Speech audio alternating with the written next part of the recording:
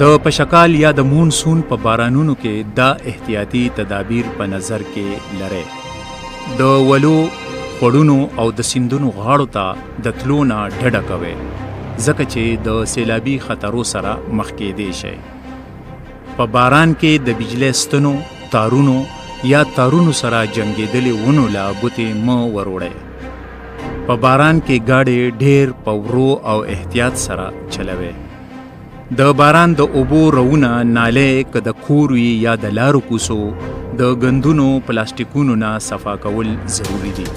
په سیلابي هنګامي صورتحال کې تاسو په دې نمبرو تماس نیولی شئ: ریسکیو 1122 PDMA 100